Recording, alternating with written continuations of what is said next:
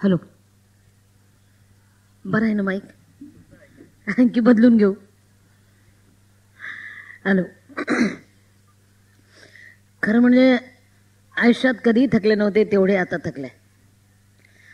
आणि मला थकवायचं काम बिंदी यांनी आणि सचिन खानोलकरने केलं. पिक्चर आला ना काय खरं नाही. मी माझा मोबाईल अक्षरशः बंद करून ठेवते. हजारो फोन, मला बायांचे फोन. फार मोठं काम केलं या पोरांनी साहेब. हजारो बायांचे फोन. माई आता आम्ही मरणार नाही. क्या बात आहे, आपण जिंदाबाद आहे अभि. आणि सगळ्यात जास्त म्हणजे एक माझ्यावर फार भरणा होतो तो असा की मी विमानात नकळत पुरणपोळी मागते अमेरिकेला जाताना. आणि आजकाल बाया येतात ना, मला मोठंच्या मोठं पुरणपोळीचं गठुडं आणतात. मला म्हणतात माई ही म्हणत नाही मिळालं आता खाऊन घे. परवाला त्या डोंबिवलीला 72 पुरणपोळ्या आणल्या एका बाईने. लेकरा बाळा सकट जेवलं बघा. म्हणजे कमी राहिली ती भरून काढायचा प्रयत्न बाया करतायत. आणि माझ्या आयुष्याची उणी भरायचा प्रयत्न सचिनने केला, भिन्याने केला. पोरग चांगलं आहे बघा, पोरग खरंच चांगलं आहे बघा ना. आतापर्यंत मी जगले ते काही काळ झाला जगून, पण त्यांनी मात्र माझ्या आयुष्याला नवं रूप दिलं. माझ्या जखमा जगांसमोर ठेवल्या. स्वतः इतके हाल करून घेतले त्यांनी स्वतःचे की पिक्चर पूर्ण होईपर्यंत तो जंगलामध्ये भूमिगत झाला होता. घरी नाही आला. म्हणजे कामावर पाणी सोडलं, सगळ्या याच्यावर पाणी सोडलं. म्हणजे तो एखादं काम हाती घेतो ना तर झोकून देतो, झोकून.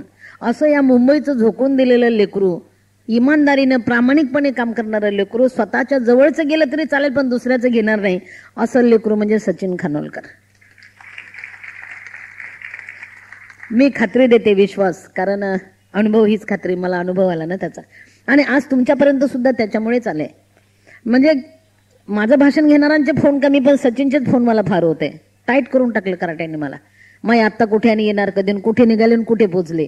अरे येते रे करत करत आज मी तुमच्यापर्यंत पोचले. पोरग चांगलं मिळालं आयुष्यात म्हणून माझ्या जखमेला वाचा फुटले, म्हणून माझं जगणं पडद्यावर आलं. जसं जगले तसं दाखवायचा त्यांनी प्रयत्न केला.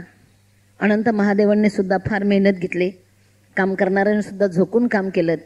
आणि सचिनने एका पैशाचा विचार न करता असं झोकलं, फेकून दिलं. असं चल करायचं म्हणजे करायचं, माई जिवंत करायची. कुठल्या जन्मीचे ऋणानुबंध ही लोक परतफेड करतात मला काय माहिती. म्हणून आज तुम्हाला माई कळाले, आज तुमच्यापर्यंत आले. जब वो आए तो चेहरे पे रख रखाव था, जब वो आए तो चेहरे पे रख रखाव था, मगर वो नहीं देख सके जो मेरे दिल का घाव था. माझ्या काळजाचे घाव सचिनला कळाले आणि माझ्या ह्या जखमा वेदना तुमच्यापर्यंत पोचल्यात. मुणाचा गणगोत मिळाले. खूप मला प्रेम करणारे लेकरं मिळालेत. आणि आता मला वाटायला लागलं की आता मी एकटी नाही, तुम्हा सगळ्यांचे खांदे माझ्यापर्यंत पोचलेत. आता जगायचंय, आता नव्याने सुरुवात करायची. पण जेव्हा मागे वळून पाहते त्यावेळेस मला एक म्हणावं असं वाटतं की खरं मला कधी कधी गुदमरल्यासारखं होतं की एक 4थी पास हाफ टाईम असलेली बाई इतक्या दूर कशी आले. म्हणून बाया हो, जगत राहा. जगता जगता मागे वळून पहा. आपलं अंतर किती काटलं याचा अंदाज येतो. आणि संकट येऊ द्या. संकट आले ना की त्यावर पाय देऊन उभा राहा. म्हणजे तुमची उंची संकटापेक्षा उंच होईल आणि संकटाची उंची कमी होईल. म्हणून संकटावर पाय देऊन उभं राहायला शिका. संकट आल्याशिवाय आयुष्य कळत नाही.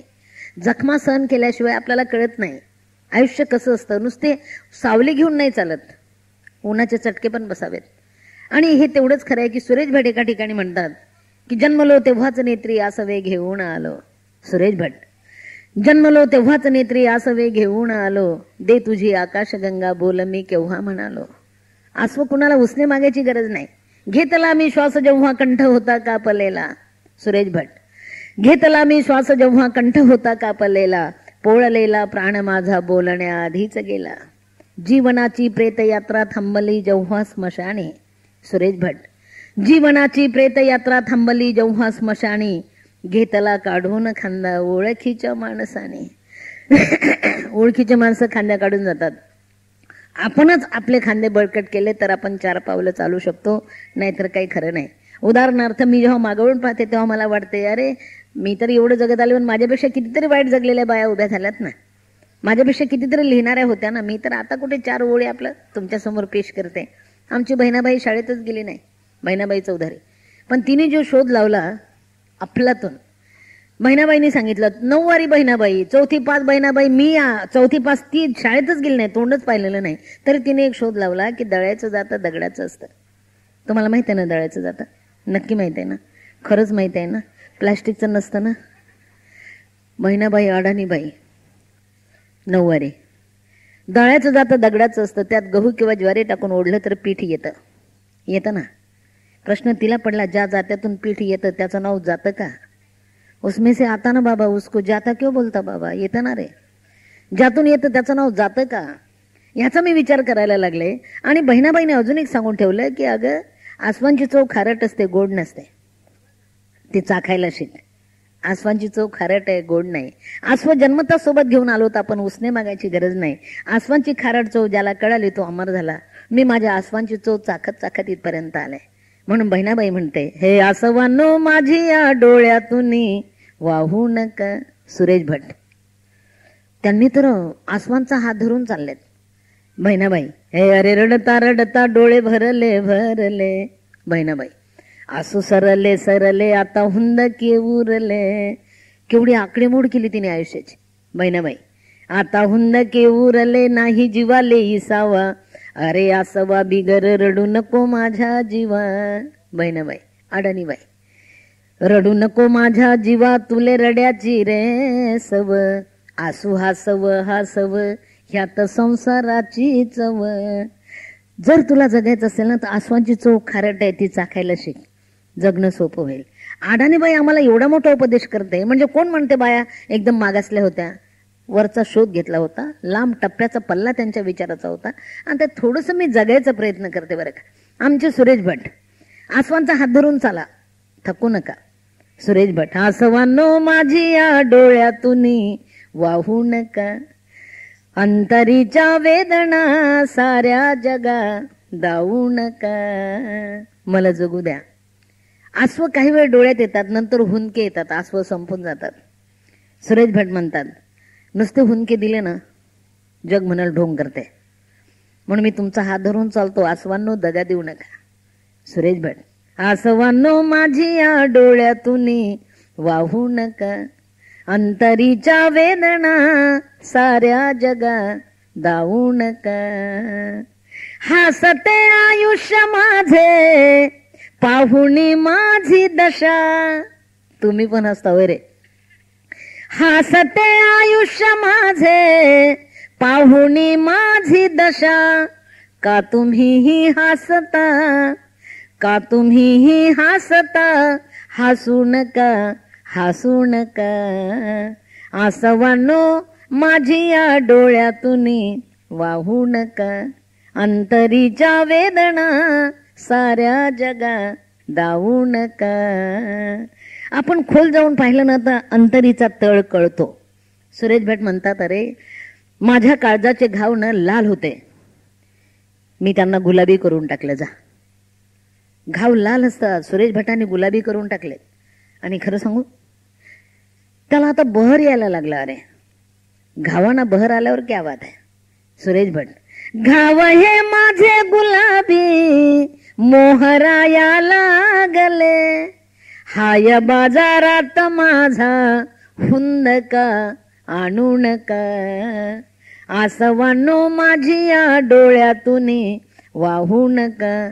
अंतरीच्या वेदना साऱ्या जगा दावू नका. मी वेदना पचवायला कधी शिकले? जेव्हा मला सुरेश भट कळाले, बहिणाबाईंनी माझे आसू पुसले, म्हणून मला वेदना हलकी करता आली, पचवता आली. वेदनेचा हात धरून चालायला लागले. वेदनेचा वेद तेव्हा होतो जेव्हा आपण वेदनेलाच पचवून टाकतो. म्हणून आता मला लोक म्हणतात, माई एवढ्या सगळ्या कविता तुम्हाला पाठ कशा? एवढं सगळं कागद बिगद नसतं माझ्याजवळ, मग एवढं सगळं पाठ कसं? मला जर सहजासहजी सगळं मिळालं असतं तर माझं पाठ झालं नसतं. एक तर माझे पती मी वाचलेलं सहन करायचे नाही, त्यांना वाचताच येत नाही. ये तो नवरेश आहे का अपमान आहे असं त्यांना वाटायचं. आणि मग मारझोड व्हायची. पण मी एक करायचे, आलेल्या वानसमानाच्या कागदावरच्या कविता वाचायची. वाचल्यानंतर तो कागद परत सापडणार नाही याची मला खात्री असायची. म्हणून कवितेचा कागद वाचून झाल्यानंतर मी चावून चावून खायचे, पाणी प्यायचे. तेव्हा चावून खाल्लेल्या कविता आता उगवायला लागल्या. एका मेरा दोष आहे. तुम्ही थोडस माझ्या समोर या ना.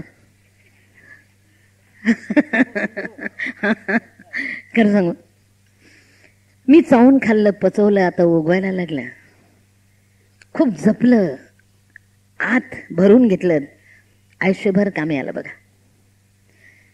मला जर सहजासहजी सगळं मिळालं असतं ना तर मला त्याची चव कळाली नसते. एकदा गदिमांची कविता असलेला 2 ओळीचा कागद होता.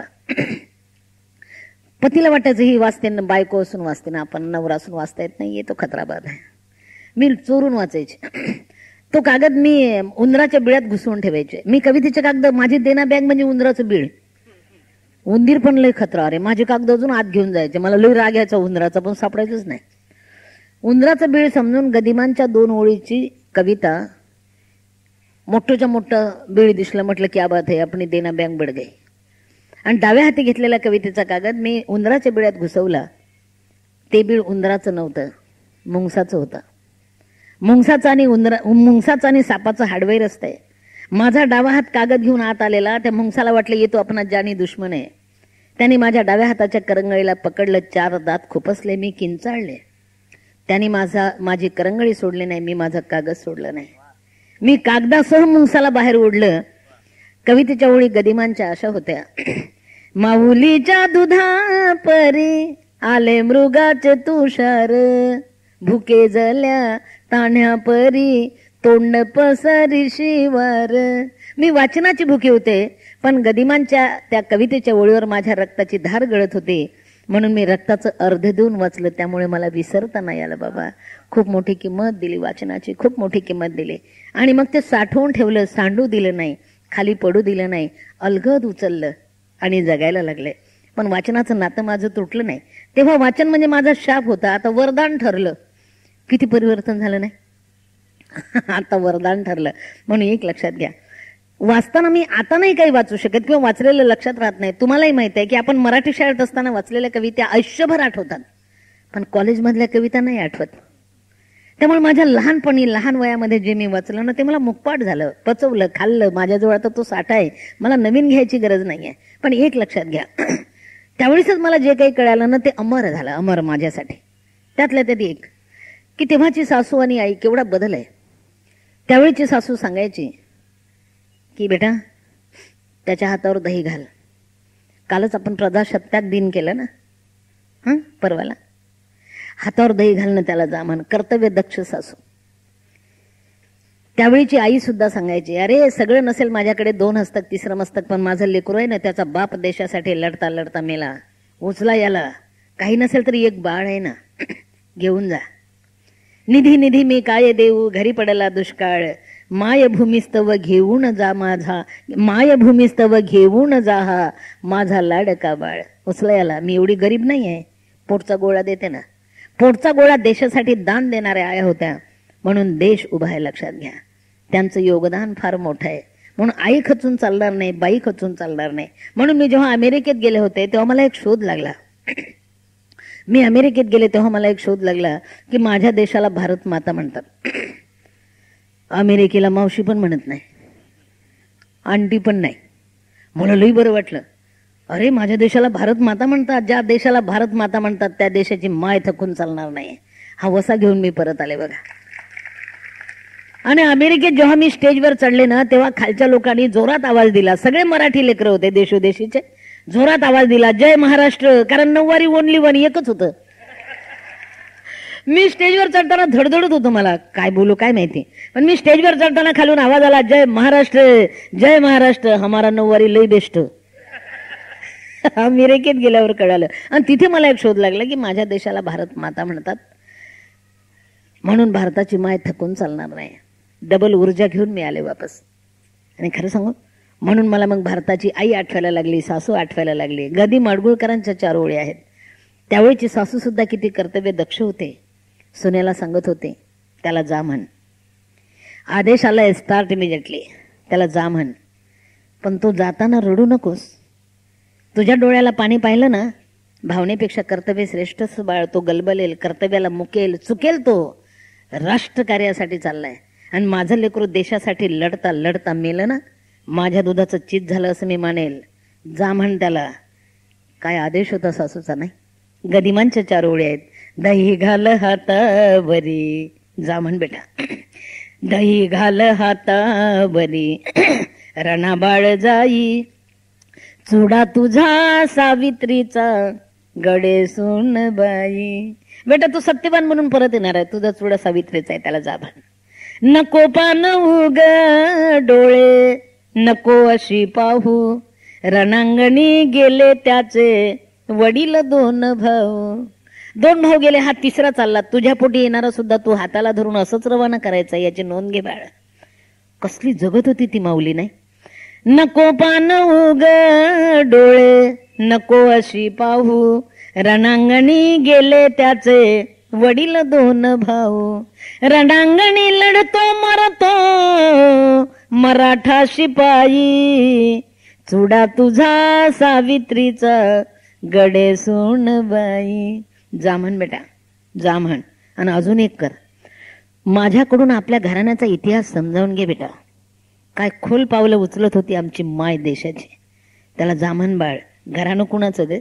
शिवप्रभू इतुके बाई, शिवप्रभू इतुके बाई, जुने हे घराणे सांगतात सनदा त्यांच्या कीर्तीची पुराणे. पुरुष पुरुष वंशातील ह्या खेळला लढाई, चुडा तुझा सावित्रीचा गडे सून बाई. त्याला जा म्हण बेटा. तू एकच कर, आतापर्यंत मेनपटीसह कुंकू लावत होतीस ना, आता जरा दुःखासह कुंकू लावायला शिक. दुःखासह कुंकू लावायला शिक. आणि एक कर बाळ, तो जाताना डोळे ओले करू नकोस. भावनेपेक्षा कर्तव्य श्रेष्ठ असतं. तो गेल्यानंतर माझ्या पोटात घुसून रड ना, मी आसू पुसील तुझ्या. आदेश देत होती सासू माझ्या देशाची. ही देशाची परंपरा आहे आपल्या. युद्ध हीच तारुण्याला असे तीर्थयात्रा, पाहू दे ही मानरे त्याला नदी ब्रह्मपुत्रा. काय आदेश होता. त्याला जा म्हण. त्याला तुंगभद्रेचं स्नान करू दे बेटा. त्याला ब्रह्मपुत्रेच्या काठाने फिरू दे. त्याला हिमालयाच्या अंगा खांद्यावर लोळू दे ग. त्याला महाराष्ट्राच्या मातीत खेळू दे ग. त्याला जा म्हण बाळ, जा म्हण त्याला. युद्ध हीच तारुण्याला, गदिमांच्या ओळी आहेत. युद्ध हीच तारुण्याला असे तीर्थयात्रा, पाहू दे ही मानरे त्याला नदी ब्रह्मपुत्रा. तू फक्त एकच कर बाळा, दुःखासह कुंकू लावा. दुःख कुंकवाच्या संगे, हे दुःख कुंकवाच्या संगे कपाळासली, चुडा तुझा सावित्रीचा गडे सून बाई. आणि हा सासूचा आदेश असल्यामुळे सून सुद्धा कर्तव्य दक्ष होती. ती सुद्धा आपल्या नवऱ्याला सांगत होते. खरं सांगू, रडायला आलो होतो मला. हुंदका पण दाटला होता गळ्यात. डोळे पाहणावले होते बरं का. खरं सांगू, डोळे कोरडे केलेत मी पटाक्कन. हुंदका पण गिळून टाकला. आता तुम्ही मात्र मागे वळून न पाहता जा, कारण पहा टाकले पुसणे डोळे गिळला मी हुंदका. पहा टाकले पुसणे डोळे गिळला मी हुंदका, रणांगणी जा सुखे राजसा परतून पाहू नका, परतून पाहू नका. तुम्ही देशासाठी जा, मी गावासाठी जगेल. जमलं तर दिल्लीत घुसा, मी गल्लीचं बघते बरं का. किती वाया ओझं खांद्यावर घेत होता. आणि आजकालच्या पोरी खूप शिकतात, पण आई आयुष्य एवढंच बोंबलतात कार्ट्या. कसं होईल देशाचं? म्हणजे 15 ऑगस्ट 26 जानेवारी एवढीच देशाची आठवण करे. देशाची आठवणच नाही, मायला लेकरू सांभाळणार नाही. म्हणून एक लक्षात घ्या, केवढं योगदान आहे आम्हा स्त्रियांचं, केवढे योगदान आहे. म्हणून एक लक्षात घ्या, लहानशी आमची मुक्ताई एवढीशी. बहिणाबाई चौधरीच्या 4 ओळी आहेत. काय कणखर होती आमची मुलगी, एवढीशी मुक्ताई. हे माझी मुक्ताई मुक्ताई, बहिणाबाईची कविता. माझी मुक्ताई मुक्ताई 10 वर्षाचं लेकरू, चांग देव योगी आन तिले मानल रे गुरु. माझी मुक्ताई मुक्ताई. ही पोरी कशा विसरतात? पोर संन्याशाचे दिलेली किंमत, पोर संन्याशाचे लोक बोलतीही नाही, अशा टाकेल पोरांचं तोंड कधी पाहू नाही.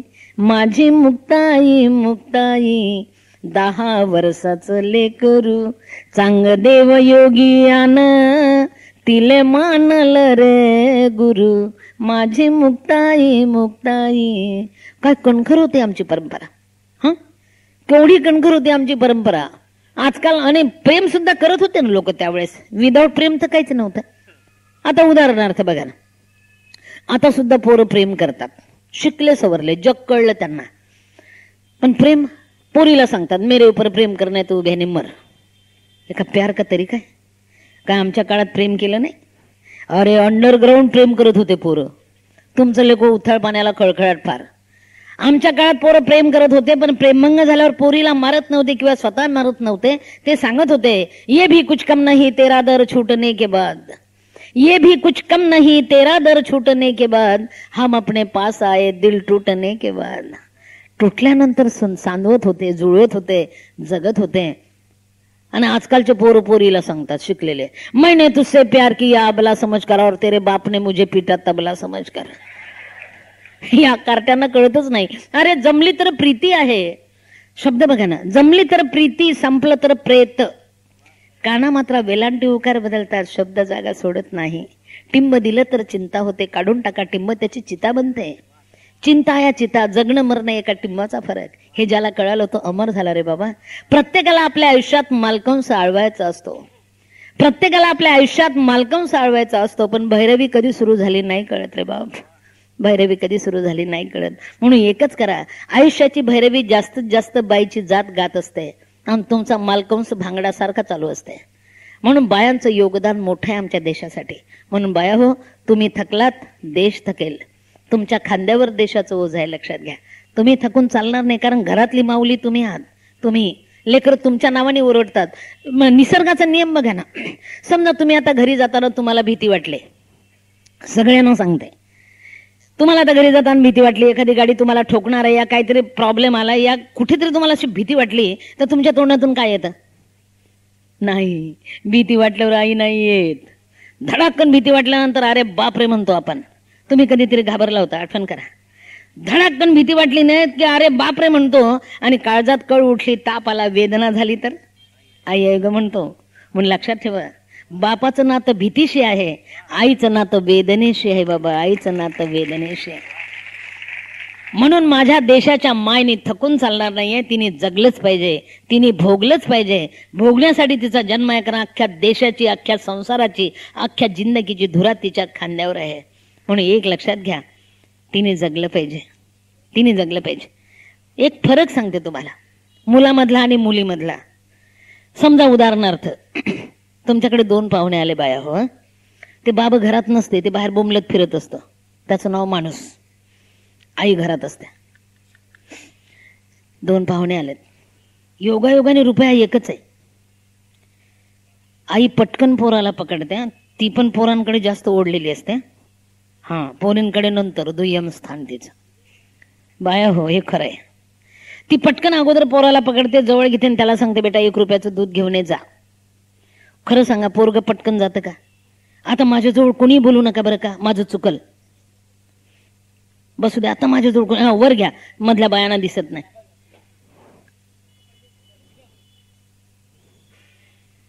येऊ द्या वर, येऊ द्या वर. फोटो पडेल याची काळजी घ्या. जाऊ द्या कोपऱ्यात. हा, ठेवा ठेवा ठेवा. नाही तर वर घ्या ना, तिकडल्या बायांना दिसणार नाही. मी इकडे वर घ्या, वर घ्या.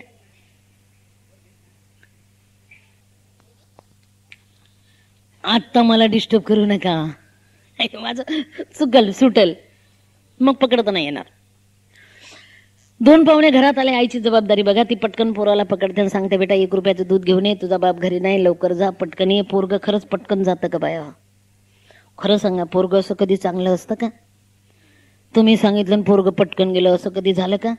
ते कार्ट बापावर गेलेलं असतं. त्याच्या बापाने पण लहानपणी हेच केलं असतं. ते कार्ट ना डाव्या हाती ग्लास घेते, उजव्या हाती रुपया घेते, जोरात ओरडते, मी नाही जात जा. आई तोंडावर आठवून सांगते, बोंबलू नको, इज्जत का सवाल आहे, पाहुणे बसले, बाप घरी नाही तुझा. आखी इज्जत तिच्याकडे. तेव्हा ती पोराला सांगते बेटा चॉकलेट दिल, गुळ दिल, शेंगदाणे दिल, काय काय दिल, जा रे. एवढं प्रलोभन दिल्यानंतर ते कार्ट डाव्या हाती ग्लास घेते, उजव्या हाती रुपया घेते.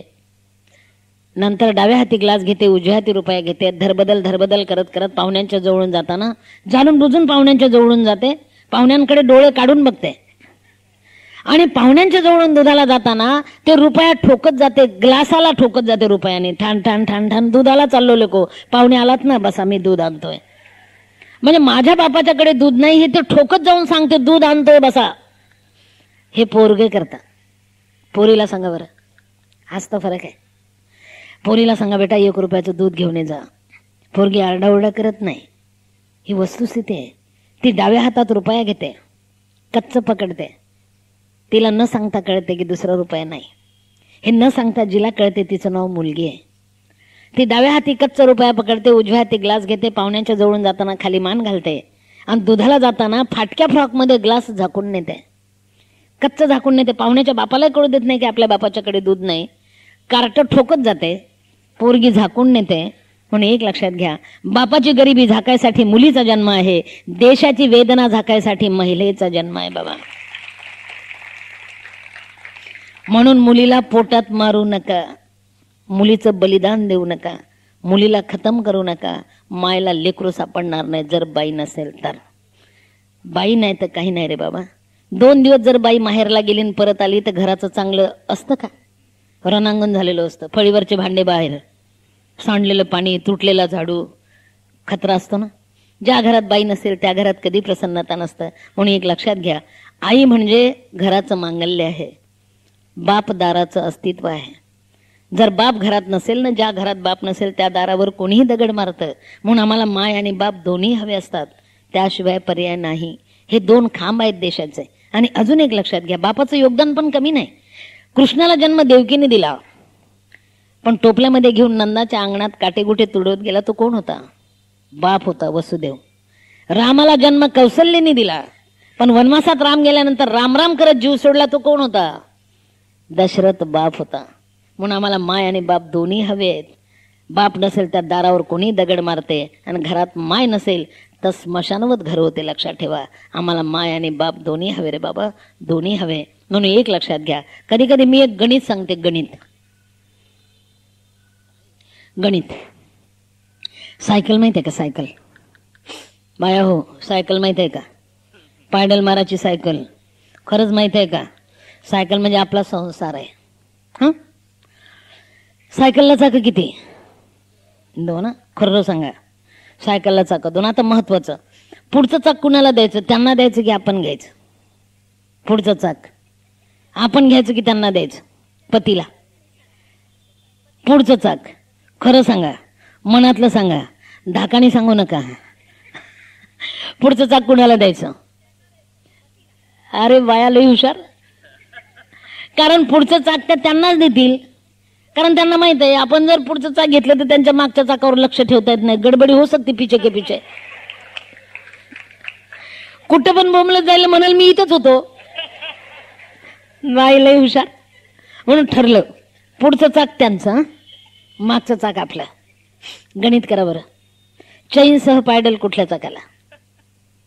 चैनसह पायडल मागच्या म्हणजे कुणाच्या? आपल्या, त्यांच्या नाही. मला एक सांगा, बसायचं सीट कुठल्या चाकाला? मागच्या म्हणजे कुणाच्या? आपल्या, त्यांच्या नाही. मला एक सांगा, ते ओझं ठेवायचं कॅरियर कुठल्या चाकाला? मागच्या म्हणजे कुणाच्या? आपल्या, त्यांच्या नाही. मला एक सांगा, ते ब्रेक मारायचं असेल तर कुठल्या चाकाला? कारण पुढच्या चाकाला ब्रेक मारला तर बदकन पडतं ना. म्हणून ब्रेक सुद्धा आमच्या चाकाला, तुमच्या नाही. मला एक सांगा, ते उभं ठेवायचं स्टँड कुठल्या चाकाला? ओझं उभं ठेवायचं मागच्या म्हणजे कुणाच्या? आपल्या, त्यांच्या नाही. ओझं ठेवायचं कॅरियर आपल्या, मागच्या, त्यांच्या नाही. कुलूप लावायचं असेल तर कुठल्या चाकाला रे? कुलूप सुद्धा आपल्या चाकाला बाया हो, त्यांच्या नाही. मला एक सांगा, टोटल ओझं तिच्या चाकावर आहे. कधी विचार केला? सगळं ओझं तिच्या चाकावर आहे. बसायचं सीट तिच्या चाकाला, ओझं ठेवायचं कॅरियर तिच्या चाकाला, चैनसह पायडल तिच्या चाकाला, ब्रेक तिच्या चाकाला, कुलूप तिच्या चाकाला, स्टँड तिच्या चाकाला, अख्खं ओझं तिच्या चाकावर आहे. आणि त्यांच्या पुढच्या चाकाला हँडल आणि घंटी. अरे अख्खं ओझं आमच्या खांद्यावर आहे आणि लोक तुमच्या खांद्याला हँडल आणि घंटी. हँडल याच्यासाठी मेरे पीछे पीछे आओ आणि घंटी याच्यासाठी ट्रिंग ट्रिंग हम आपके आई कोण. खरं रे, अख्ख ओझ तिच्यावर आहे रे बाबा. तरी ती ओढते ओढते ओढते, कार्टे पण ताप देतात तरी ती ओढते ओढते. म्हणून एक लक्षात घ्या, तुमच्याकडून काही मागणं नाही रे लेकरांनो, फक्त तिला थकलीस का म्हणा कधीतरी. एक शब्द 12 रेड्याचं बळ आहे रे. काही देऊ नका, ती तशी लई सुशिक. फक्त तुम्ही म्हणा, थकलीस का ग? सचिन खानोलकर तू पण म्हण बाबा आजच. कारण बिन्यानी विरोध केला असता तर काय सचिन काय खाऊन पिक्चर काढू शकला असता. आणि एक करा, काही देऊ नका तिला, फक्त थकलीस का म्हणा. ती इतकी आगाऊबाई आहे ना, सुशिक. तुम्ही तिला जर थकलीस का म्हटलं ना तर ती तुम्हाला सांगल तुमचंच थोबडं उतरलं की हो, मी नाही हो थकली. इतकी तिच्यामध्ये कला आहे ना. आणि त्याहीपेक्षा जर प्रेमाने म्हटलं तर डबल फायदा. खरंच की ग थकलीस ग, ती तुम्हाला सांगेल खरं सांगू नाही थकली हो, पण असं कधी कधी म्हणत जाऊ लई बरं वाटतं हो खरं. एक शब्द रे, पण अट आहे, थकलीस का म्हणताना माणूस की नाही म्हणा.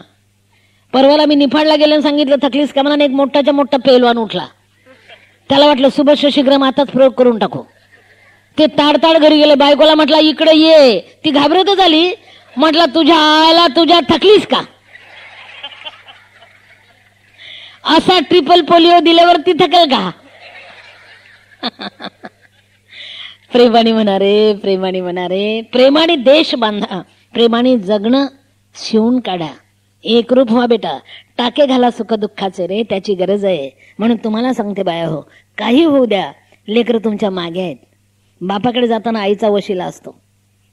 म्हणून एक लक्षात घ्या, तुझा फाटला संसार, संसाराला शिवायचं काम करा, फाटू देऊ नका. फार सोडचिठ्ठ्या वाढल्यात रे बाप, सोशिकता संपली. तुझा फाटला संसार, माग अंधार लागला, किती झाकून ठेवशी, धनी चुकून वागला. ती अशीच आहे. जर आणि परवाला एका ठिकाणी ना नवऱ्याने बदा बायकोला मारलं. मी पण भाषणाला गेले होते त्या गावात. तिची मैत्रीण दूर उभी राहून पाहत होती की नवरं मारते. तिला राग येत होता, कारण ती मैत्रीण होती. कशी असते बाईची जात बघा. ती वाट पाहत होती हे कधी कधी बाहेर जाते, आणि ते गेलं बाहेर. आणि ती आली, तिला जवळ घेतलं आणि म्हटली तो माणूस आहे की काय आहे, राक्षस आहे की काय आहे, त्याला काय अक्कल आहे की नाहीये, किती का तुला ताप देतो. ती रडता रडता थांबली. तिला म्हटली खरं सांगू का, ती लई चांगलं आहे गो, कधी कधीच असं करतं बघ. लई चांगलं आहे गो, पण कधी कधी असं करते. म्हणजे खरं सांगा, तिच्या नवऱ्याला दुसऱ्या बाईनी वाईट म्हटलेलं अजिबात चालत नाही. ती काय ते करेल, दुसऱ्या बाईनी नाही म्हणायचं. कसली असते बाई नाही. म्हणून एक लक्षात घ्या, किती झाकून ठेवता रे बाबा जगणं. तुझा फाटला संसार, मागे अंधार लागला, किती झाकून ठेवशी, धनी चुकून वागला. तुझा फाटला संसार, झाली सई सांजाता, लाव दे घरात दिवे, तुझ्या दुःखाचे सोबती, रान पाखरांचे थवे. तुझा फाटला संसार, माग अंधार लागला, किती झाकून ठेवशी, धनी चुकून वागला. तुझा फाटला संसार. खरं सांगू, वेळ संध्याकाळची असते. ती देवाजवळ दिवा लावते. पोरं मोठी झालेली असतात. मुलगी आपल्या थाटात असते, पोरगा आपल्या व्यापात असतं, नवरा आपला कुठेतरी बोंबलत फिरतो, ही एकटी घरी असते. त्यावेळेस ती विचार करते माझी जागा कुठे, मी कुठे. आकडेमोड करते आयुष्याची. झाला जन्माचा खकाना. खकाना म्हणजे काय माहितीये? धूळ नाही, टोचलेले टोखरलेले किड्याने खाल्लेले धान्य सुपात घेऊन पाखडल्यानंतर जे उडते त्याला खकाना म्हणतात. झाला जन्माचा खकाना, नको ये मला बोलवू, चिले पिले तुझे दिवे, नको हातान मालवू. तुझा फाटला संसार, माग अंधार लागला, किती झाकून ठेवशी, धनी चुकून वागला. तुझा फाटला संसार. संसार शिवावा तिनेच, लेकरांची काळजी घ्यावी तिनेच, पुढे जावं तिनेच. म्हणून बाया हो, कधी कधी तुमचा गैरसमज होतो बरं का. खरं सांगू का, राग आला ना तर धडाधडा भांडून मोकळ्या व्हा. ते विष काळजात जपून ठेवू नका, पोखरून जाल. भांडून टाका ना. खरं म्हणजे झोपडपट्टीतल्या बाईला भांडता तरी येतं, बंगल्यातल्या बाईला भांडता पण येत नाही हो. तोंड दाबून बुक्क्याचा मार. इज्जत का सवाल आहे ना. तुम्ही पण भांडा, पण मोकळं जगा, मोकळं जगा. आणि एक लक्षात घ्या, हे संसारच असा असतो. तिने जगलंच पाहिजे, तिने पुढे गेलंच पाहिजे, तिने हे सगळं सावरलंच पाहिजे, त्याशिवाय पर्याय नाही. बाईची जातच ही करू शकते, आईची जात ही करू शकते, त्याशिवाय पर्याय नाही. बाईचा जन्म सहन करण्यासाठी आणि सोसण्यासाठी आहे, पण अतिरेक करू नका. ताणलं म्हणजे तुटते ना, म्हणून सामोपचाराने घ्या. त्याची गरज आहे, त्याची आवश्यकता आहे. सिंधुताई सपकाळ बाईची जात होती म्हणून जगू शकले. माणूस असता तर मेला असता बघा. खरं बाईच जगू शकते, खरं सांगते, बाईच जगू शकते. जगण्यासाठी तिचा जन्म आहे. म्हणून कधी कधी मला एक प्रश्न पडतो की बाईच्या जातीला घडवताना नक्की देवाने ओव्हरटाईम केला असेल, त्याला पण भत्ता मिळाला असेल. बाई इतकी शोषित कशी, शोषित कशी. बघा बरं, आत्महत्या करतात शेतकरी, आमच्या विदर्भाचे जास्तच करतात. मी विदर्भाचे. शेतकरी आत्महत्या करतात, पण शेतकऱ्यांच्या बायका मरतात का? असं कधी झालं का? काल नवरं मेलं, आज ती मेली. काय असतं तिच्याजवळ? काय असतं तिच्याजवळ? तापायला ठेवलेलं पाणी, 2 बांबू, आणलेले कपडे, नातलग 4 हात दूर उभे असतात. आणि ती कोसळून गेलेली असते. सासू सासरे गळून गेलेले असतात, दुःख पचवत नाही. लेकरं भिरभिरीत पाहत असतात, नातलग 4 हात दूर असतात. ती उठते, सासू सासऱ्याच्या डोक्यावर हात ठेवते. त्या दिवशी ती त्यांची मुलगी होते. केवढे परिवर्तन होतं बाईच्या जातीत. लेकरांना पोटाशी घेते, रिकामं असलेलं पोट पदराने खोसते आणि पुन्हा लेकरांसाठी जगायला पावलं उचलायला लागते. नवरा जाताना तिच्या कपाळीचं कुंकू पण पुसून सोबत नेतो रे बाप. बायांचा कुंकूवर सुद्धा अधिकार नाही ठेवला नियतीने. तो जाताना तिचं कुंकू पण घेऊन जातो. ती पांढऱ्या कपाळाने अख्खं आयुष्य सावरते, सगळ्यांना पोटात घेऊन जगते. त्याचं नाव माय असतं बाया हो, त्याचं नाव बाई असते. लक्षात घ्या. मी बाई होते म्हणून मी जगले.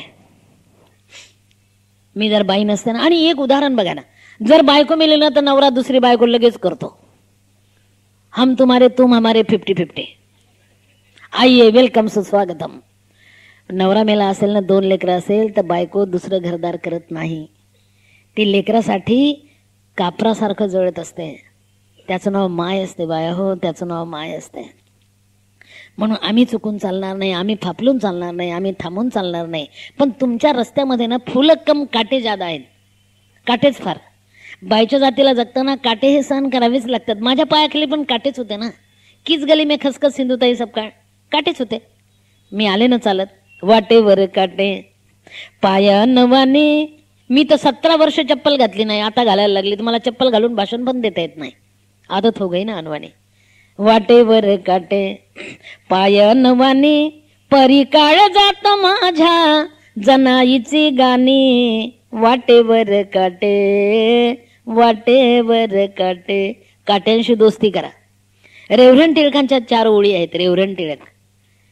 चोच वासुणी ताठले पंख पाय, आणि अस्तासी सूर्यबिंब जाय. तोच चोचीत घेऊन जळे येई, तिने त्याला परी पाहिलेच नाही. वेळ संध्याकाळची. पक्षाचं जोडपं झाडावर बसलंय, पार्थिव बाण मारतो. वेळ संध्याकाळची. पक्षिणीच्या काळजात बाण खूप असतो, ती फडफडत खाली पडते. पक्षी विचार करतो, आयुष्यभर हिने मला साथ दिली, जर 4 थेंब पाण्याच्या चोचीत टाकलं तर अजून काही क्षण ही मला सोबत देऊ शकेल. घाई करणं भाग आहे. वेळ संध्याकाळची आहे, जर उशीर झाला तर माझ्या डोळ्यांनी दिसणार नाही आहे. घाई करणं भाग आहे. म्हणून तो पाणी आणायला उडतो. हिचा गैरसमज होतो. हिला वाटते शेवटल्या क्षणी हाही सोडून गेला, शेवटल्या क्षणी हाही सोडून गेला. तो पाणी घेऊन येतो आणि ही जीव सोडून देते. बाया, तो पाणी घेऊन येतो, ही जीव सोडून देते. याचं नाव प्रपंच आहे, याचं नाव संसार आहे. म्हणून डोळे उघडे ठेवून संसाराकडे बघा. काटे आलेत ना, बाजूला करा. काट्यांशी दोस्ती करा. मी केली. वाटेवर काटे पाय नवानी, परी काळ जात माझ्या जनाईची गाणी. वाटेवर काटे, वाटेवर काटे. तुमच्या काळजातली जनाई जर सुकली ना तर दगड होईल काळजाचा. ती जनाई झिरकती ठेवा. पायाखाली वाळवंट, पायावरी भेगा. नियतीचं गणित किती उलट असतं नाही. अहो आतमध्ये काळीच फाटलं ना खाली पाय फाटले, काटे पायाच्या खाली आहे, काळजाला जखमा झाल्या तो ऐसा क्यों. पाया खाली वाळवंट पायावरी भेगा, परी काळ जात माझ्या वाहे चंद्रभागा, वाटेवर काटे पायनवानी परी काळ जात माझ्या, जनाईची गाणी वाटेवर काटे, वाटेवर काटे.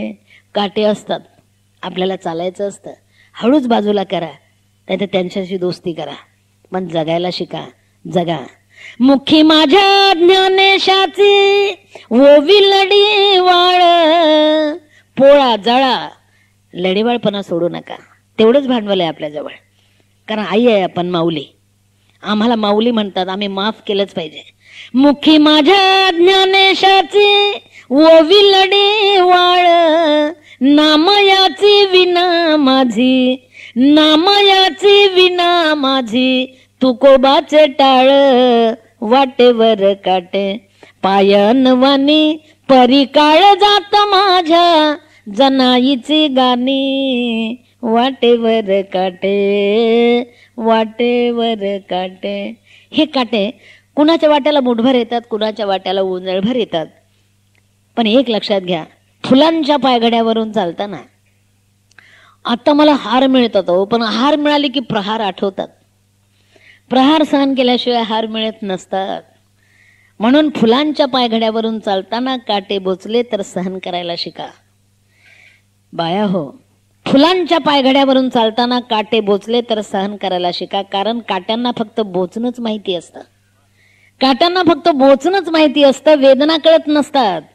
काट्यांना फक्त बोचणं माहिती असतं, वेदना कळत नसतात. म्हणून या रस्त्याने चालायचं असेल तर तुम्ही तुमचे पावलं एवढे घट्ट करा, तुम्ही तुमचे पाय एवढे घट्ट करा, एक दिवस काटे तुम्हाला सांगतील, आइये वेलकम सुस्वागतम, हम झुकता है तुम चलना सीखो, हम झुकता है तुम चलना सीखो. एवढी वाटचाल झाली पाहिजे. ती वाटचाल झाली की आपण संपलं, फुल स्टॉप आयुष्याला.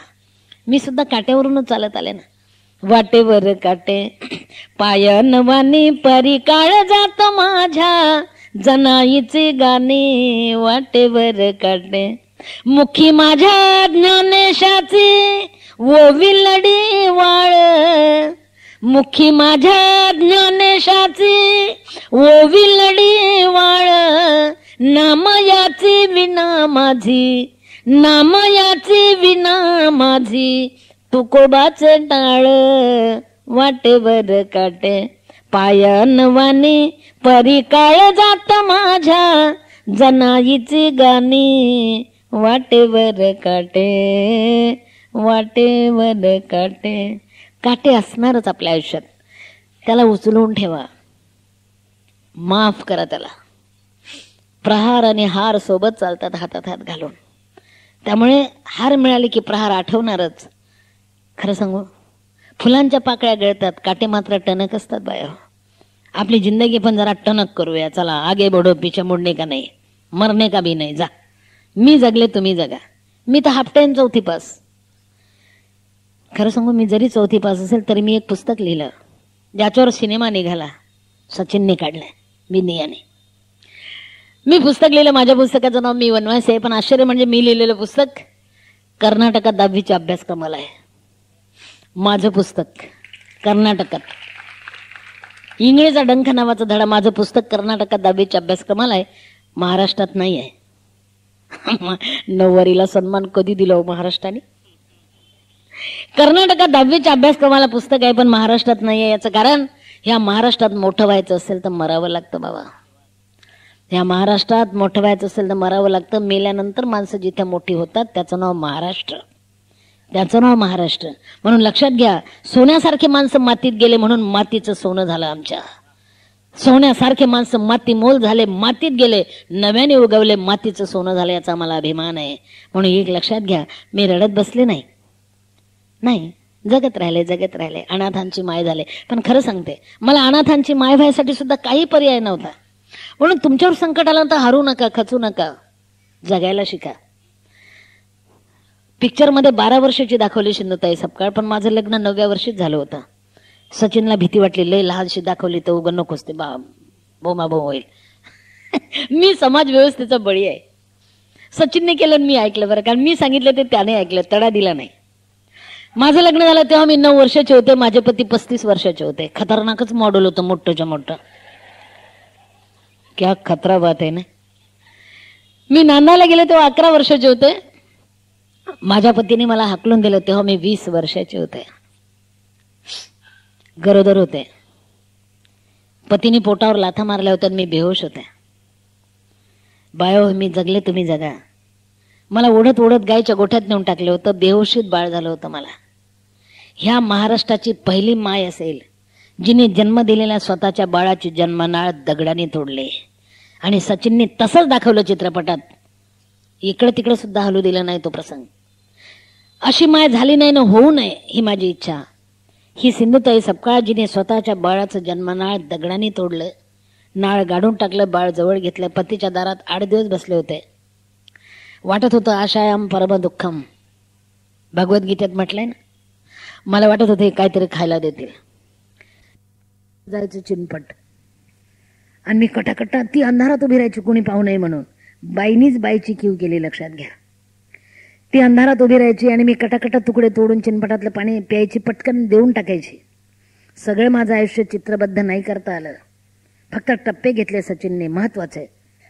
पण मी ते जगले ना, म्हणून ती पटकन निघून जायची.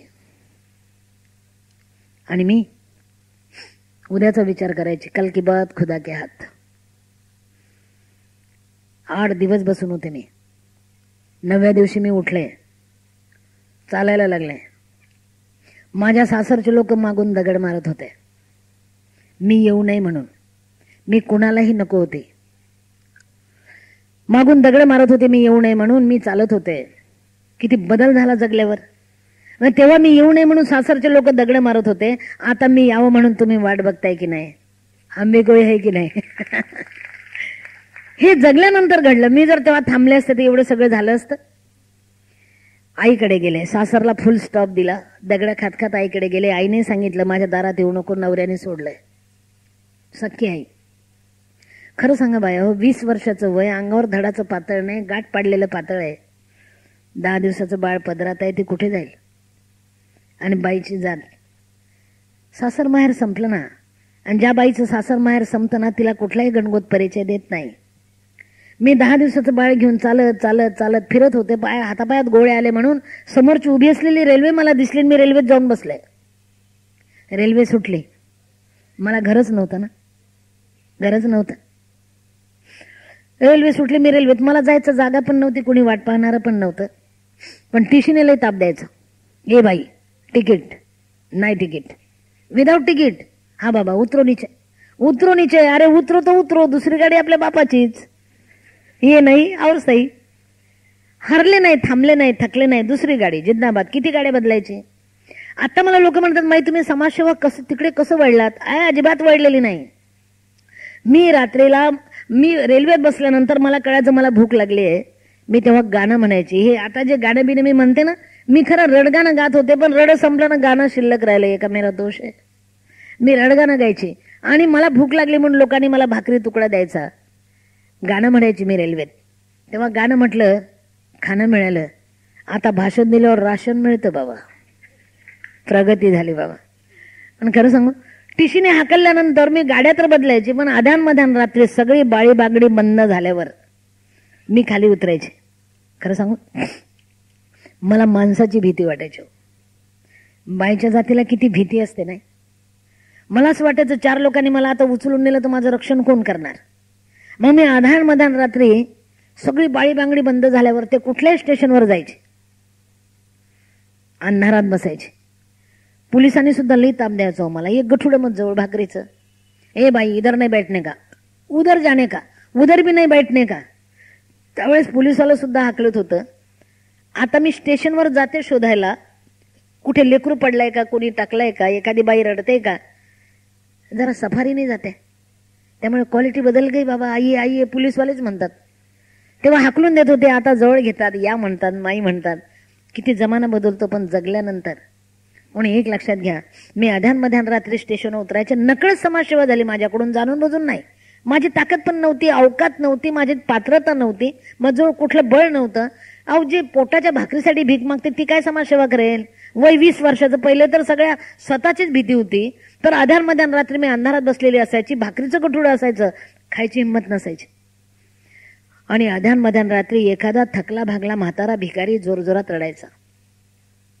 सामसूम अंधार, रात किडे बोंबलायचे, पाऊस येत असायचा, अंधार सगळा, एकच लाईट खिडकीवरचा चालू, तिकीट खिडकीवरचा. तेव्हा एवढ्या रेल्वे नव्हत्या. आणि एखादा गरीब भिकारी म्हातारा थकलेला जोरजोरात रडायचा, अरे मला कुणी नाही रे, मी आता मरणार आहे रे, मी आता मरणार आहे रे, मला कुणीतरी एक घोट पाणी पाजा रे, मरताना मला कुणी नाही रे, मला एक घोट पाणी पाजा रे, एवढंसं पाणी पाजा रे, मी आता मरणार आहे रे. मी पटकन उठायची आणि त्याच्या जवळ जायची, त्याला उठून बसवायची आणि सांगायची, बाबा नुसतं पाणी पिऊन मरू नका बरं का, मग जवळ भाकरी पण आहे बरं का, भाकरी खाऊन पाणी पिऊन मरा बरं का. मी त्यांना उठून बसवायची, बारीक बारीक भाकरी करून खाऊ घालायची, पाणी पाजायची. ते बाबा मरायचंच नाही बघा. मरताना मी भाकरी खाऊ घालून पाणी पाजायची, ते बाबा मरायचंच नाही. मग मी त्याची आई व्हायची. मी जाणून बुजून नाही काय केलं रे बाबा. ज्यांना मी खायला दिलं ना ते मला सोडून गेले नाही, ते माझ्या मागे मागे आले. अकेली चली थी मैं, कारवा कब बन गया नाही मालूम पडा बाबा. ज्यांना दिलं ते मागे मागे आले रे बाबा, आणि मला जगणं सोपं झालं. आणि खरं सांगू, कठीण असतं जगणं. माझ्यासारख्या बाईचं तर फार कठीण असते. म्हणून मला अनाथांची वेदना जवळून कळाली, म्हणून मी अनाथांची आई होऊ शकले. एक दिवस मला भाकरी नाही मिळाली, दुसऱ्या दिवशी पण नाही. नियती पण आपली परीक्षा घेत असते. तिसऱ्या दिवशी पण नाही. पोटामध्ये तडतड तुटत होतं. आणि मी त्यावेळेस काय करायचे? भिकाऱ्यांना जेवायला द्यायची मला मिळालेली भाकरी. भिकाऱ्यांमधली मानवता मी जवळून पाहिले. मी भिकाऱ्यांना भाकरी दिली ना, ते काय करायचे? भाकरी खाऊन झाली की मला मध्ये झोपायचे, माझ्या अवतीभोवती भिकारी झोपायचे कडं करून. पण व्हायचं काय माहितीये का? ते ओरिजिनल भिकारी पट्टापट्टा झोपायचे, आणि मी डुप्लिकेट भिकारी, मला झोपच यायची नाही ना. मग आदान रात्री भीती वाटायची, अब क्या होगा सिद्धूताई सबका है तेरा. आता जर तुला 4 माणसांनी उचलून नेलं तर तुझं रक्षण कोण करेल? आणि मग मला जगणं जवळून कळालं. अध्यान रात्री बाळाला पोटाशी घ्यायची, हळूहळू भिकाऱ्याच्या कळपातून बाहेर पडायचे, चालत चालत बाहेर यायचे. आणि जिथे स्टेशन आहे त्याला लागून गाव आहे, जिथे गाव आहे तिथे स्मशान आहे. मी किती रात्री स्मशानात घालवल्या माहित आहे. पण मला स्मशानात लई सुरक्षित वाटायचं. मला एक शोध लागला होता, मेल्याशिवाय माणसं स्मशानात जात नाही. रात्री भूताच्या भीतीने कोणीच येत नाही. जिंदाबाद स्मशान, आपला बाप कमाल. कोणी नसायचं रात्री, सामसूम. किती रात्री मी स्मशानात घालवल्या. पण एक दिवस मला खायला नाही मिळालं, दुसऱ्या दिवशी पण नाही. भूक वाईट असते बाबा. माणूस कधी वाईट नसतो, माणसाची भूक वाईट असते. मी चालत होते, एक प्रेत यात्रा माझ्या समोर चालली होती. गरीबाघरचं प्रेत होतं. गरीबाच्या प्रेत यात्रेला जास्त माणसं नसतात, 10-20च होते. तरुण मुलगा गेला होता. मी मागं चालत होते. मला वाटत होतं माझ्या प्रेतालाच यांनी खांद्या दिला. पण पटकन मनात विचाराला, चुकते सिंधुताई सपकाळ, तुला ते लोक हाणतील, कारण तू त्यांची कोणी नाही. एवढंसं बाळ जवळनं पुढे चाललीस. मी लपले झाडाच्या आड. भीती वाटली मला. मी त्यांचे सगळे सोपस्कार पाहिले झाडाच्या आडून. आणि मला एक माहित होते, हे लोक जाता जाता 20 देतील. आमच्याकडे देतात, काहीतरी टाकतात. 20 दिला त्यांनी. उंजळभर पीठ आणि 100 रुपये टाकला. माझं सगळे लक्ष त्या पिठात. किती वाईट असते भूक नाही. मी कधी नव्हे त्या दिवशी 1760 देवाचं नाव घेत होते. का तर वारं सुटू देऊ नको, ते पीठ उडून जाईल. कुत्र येऊ देऊ नको, ते पीठ खाऊन घेईल. देवाचं नाव घेत होते, असं होऊ देऊ नको, मला ते हवंय. मी उठले. सगळे लोक गेल्याची खात्री केली. स्मशान सामसूम झालं. टकुरं फुटलं, गणगोत निघून गेले. मी उठले. पहिले ते पीठ आणि 100 रुपये पदरात बांधून घेतला. अंगावरच्या पातळाला गाठी होत्या, पण पदराची गाठ मोठी पाडली, पीठ सांडू नये म्हणून. चालत चालत स्मशानात गेले. प्रेत जळत होतं. मी जळणाऱ्या प्रेताजवळ उभी होते. अध्यान रात्र होते. आणि मला सुरेश भट स्मशानात आठवत होते. स्मशानात सुरेश भट. इतकेच मला जाताना सरणावर कळले होते. इतकेच मला जाताना सरणावर कळले होते. मरणाने केली सुटका, जगण्याने छळले होते. मी एकटाच त्या रात्री आशेने तेवत होतो. मी विझलो तेव्हा सारे आकाश उजळले होते. घेतला मी श्वास जेव्हा कंठ होता कापलेला, पोळलेला प्राण माझा बोलण्याआधीच गेला. जीवनाची प्रेतयात्रा थांबली जेव्हा स्मशानी. सुरेश भट. जीवनाची प्रेतयात्रा थांबली जेव्हा स्मशानी, घेतला काढून खांदा ओळखीच्या माणसाने. ओळखीचे माणसं खांद्या काढून गेले, मला जगणं भाग आहे. आणि मी जळणाऱ्या प्रेताचे निखारे ओढून जळणाऱ्या प्रेताच्या उजेडा शोधलं काही आहे का. चित्रपटामध्ये काही काही गोष्टी थोड्याशा ऍडजस्ट कराव्या लागल्या बरं का, जसंच्या तसं नाही घेता आलं, माफ करा. पण मी जळणाऱ्या प्रेताचे निखारे ओढले. मडक्याचे तुकडे होते, एक घेतलं, साफ केलं, त्यात ते पीठ टाकलं, 100 रुपये जवळ चांगला ठेवला काळजी घेऊन. निखारे ओढले, त्यावर एवढीशी भाकरी तळहातावर केली, ती भाजली, कटाकट्टा तोडून खाल्ली बघा. आता मला बायानं पंचपक्वान्न जेवायला देतात, पण मला चवच कळत नाही. अहो मला चवच कळत नाही. पण स्मशानात तोडून खाल्लेल्या भाकरीची चव मला परत विसरताच आली नाही. म्हणून माणूस कधी वाईट नसतो बाबा, माणसाची भूक वाईट असते. त्या दिवशी मी स्मशानात बसून होते, अनेक रात्री मी स्मशानात घालवल्या, पण त्या दिवशी एक घटना घडली. अनुभव, अंधश्रद्धा नाही. अधान मधान रात्री काळे काळे मोठमोठे पक्षी आले, मला धडाधड टोचा मारत होते. मी खूप रात्री स्मशानात घालवल्या, पण भाकरी खाल्ली. त्या दिवशीची ही घटना आहे. आणि मी जोरजोरात रडत होते. का तर मला गाव दिसत होतं, गावाच्या जवळ स्मशान होतं. मला कोणीतरी गावकरी येतील ना मला वाचवतील असं वाटत होतं, म्हणून मी जोरात रडत होते. आयुष्यात पहिला आणि शेवटला रडून घेतलं. त्या पक्षाची भीती वाटत होती, बाळाला पोटाशी धरून मी रडत होते. आणि माझं रडणं ऐकून गावकरी उठले. सर्वांना सूचना दिल्या, अरे दार पक्के बंद करा बरं का, पाणी उघडं ठेवू नका बरं का, लेकराला बाहेर नेऊ नका बरं का, रात्री कोणी दार उघडू नका बरं का, कारण मशानात भूत रडतं रे. आज मशानात भूत रडतं रे, कोणी बाहेर निघू नका रे. उघडलेले दार बंद झाले. मी मात्र रडत होते. माणूस नाही आला, पण गावाचे सगळे कुत्रे माझ्यासोबत रडायला आले होते. त्या दिवशी मी सारेगम पधनिसा शिकले, कारण सगळ्या कुत्र्यांचे सगळे सूर मला कळाले. सप्तक कळालं मला संगीताचं. त्या दिवशी कुत्रे जोरजोरात रडत होते, मीही रडण्याचं सूर त्यांच्यात मिसळत होते. कुत्रे माझ्यासोबत रडायला आले होते, माणूस आलाच नव्हता. त्या दिवशी मला वाटलं वाईटातून चांगलं घडतं. तुम्ही फक्त विचार करा, वाईटातून चांगलं घडतं. त्या दिवशी मला असं वाटलं, पक्षी मला सांगतायत वेडीच आहे, ही जागा तुझी नाही, जग तुझी वाट पाहते, जा. इथे ठिणगी पडली माझ्या कार्याची. अरे जा, जग तुझी वाट पाहते, मरायला ही तुझी जागा नाही ना, असे मला ही पक्षी सांगतात असं मला वाटलं. मी डोळे कोरडे केले. भयान शांतता पसरली होती. पक्षी माझ्या अवतीभोवती घिरट्या घालत होते. गाव सामसूम झोपलं होतं. कुत्रे मात्र माझ्यासोबत रडत होते. वारा भयानक सुटला होता, तोही माझ्या जखमेवर फुंकर घालत होता. त्या दिवशी माझं बाळ 16 दिवसाचं होतं. ही ती सिंधुताई सपकाळ. त्या दिवशी मला असं वाटलं, हे पक्षी मला सांगतायत जा, जग तुझी वाट पाहते, ही जागा तुझी नाही. आणि तो मी आदेश मानला. मी पहिला आणि शेवटलं स्मशान सोडलं. परत मी 3 वर्ष भीक मागितली रेल्वेत. जागाच नव्हती, घरच नव्हतं. पण 3 वर्ष मी विचार करत होते, सिंधुताई सपकाळ, तुला हजारोंची आई व्हायचंय. पण तुला जर हजारोंची आई व्हायचं असेल तर स्वतःचं बाळ जवळ ठेवू नको. 3 वर्ष लढा चालू होता माझा. का पण तुझ्यातली आई चुकेल. तू स्वतःच्या मुलीला अंधारात नेऊन खाऊ घालशील ना, सांभाळलेल्या मुलांना पाणी पाजून गाणं म्हणून झोपवशील ग. आई अशी असते बरं का, चुकू शकते बरं का. ते मला पटलं. आणि माझी स्वतःची मुलगी मी पुण्याच्या श्रीमंत दगडूशेठ हलवाई गणपती ट्रस्टला दिली. संकल्प सोडला, कृष्णार्पण, माझं बाळ तुम्ही सांभाळा, मी जगाचं सांभाळेल. त्यांनी पण तिला सेवा सदनला ठेवलं. गरवारे कॉलेजला BA पर्यंत शिकवलं. MSW पतंगराव कदमांनी करून दिलं. आता माझी मुलगी एका मुलीची आई झाली. पण मला कधी कधी भीती वाटायची, माझी मुलगी म्हणेल की, कारण ती एका मुलीची आई झाली, मी 1042 लेकरांची माय झाले, 260 जावाई, 36 सुना. मला कधी कधी भीती वाटायची बायो, की माझी मुलगी मला विचारेल की आई, हजारोंची आई झालीस, माझी आई कुठे आहे ग. उगच काळीच फडफडायचं. परवाला माझ्या मुलीला पत्रकाराने विचारलं, ममता तुला काय व्हायचंय. माझ्या मुलीने सांगितलं, मला माझ्या आईची आई व्हायचंय. हो, मला माझ्या आईची आई व्हायचंय. मी भरून पावली. तिला सोडल्यानंतर मी उचललेलं बाळ पुण्याचं दीपक, त्याची प्रॉपर्टी त्याला मिळाली. मोठा झाल्यानंतर 2 लेकराचा बाप झाला. त्यांनी सगळी प्रॉपर्टी संस्थेला दिली ना, आता संस्था चालवतो. 250 मुलं सांभाळते. हे माझं पहिलं वारस. त्याच्या मागे सगळेच सांभाळायला लागले, सगळेच माझी काळजी घ्यायला लागले. म्हणून एक लक्षात ठेवा, मी जर तेव्हा मेले असते तर हे घडलं असतं. मी दीपकची आई झाले, यशोदा देवकी नाही. आणि हळूहळू वाढत गेलेत आणि आता अनाथांची माय म्हणून मी ओळखायला लागले. म्हणून एक करा, कोणावर आकश ठेवू नका.